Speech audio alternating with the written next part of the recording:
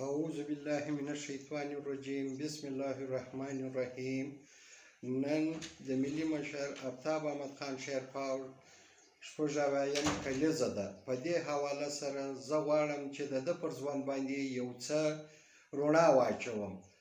آفتاب احمد خان شیرپاو پر 20 اګست 1944 کې د غلام حیدرخان په کور کې په ضلع چارسده کلي شیرپاو کې پیدا شو.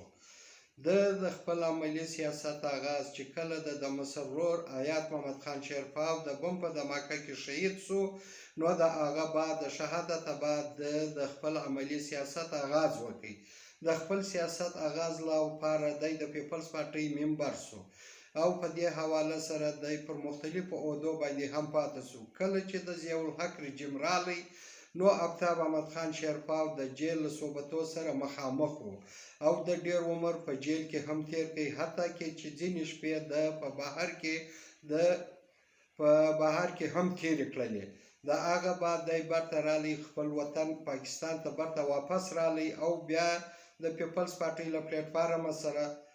خپل سیاست آغاز وکړي. په پیپلز پارټۍ کې چې کله د زرداری صاحب سره چې د بېنظیري سره د اختلاف رالی، خاص کر پر دې حواله باندې چې د پښتنو د حقوقو په حواله او د هغه وخت صوبه سرحد چې اوس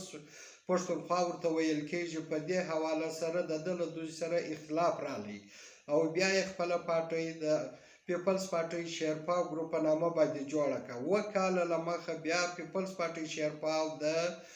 په قومي وطن پارټۍ باندې بدله کړله او د قوم پرستۍ له پلیټفارمه څخه یې د پښتون قام د ملي وحدت د دوی د ستونزو د حل کولو دپاره عملي ګامونه واخیستل او له ملګر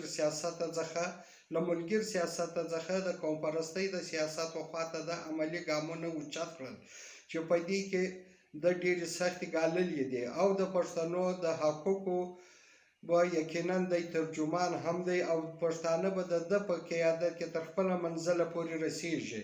زه په آخر کې بیا وده ته د سالګرې د 80 سالګرې مبارکي ورته وایم او دا هیله لرم چې پښتانه به په خپل قیادت کې تر خپله منزله پورې ورسوي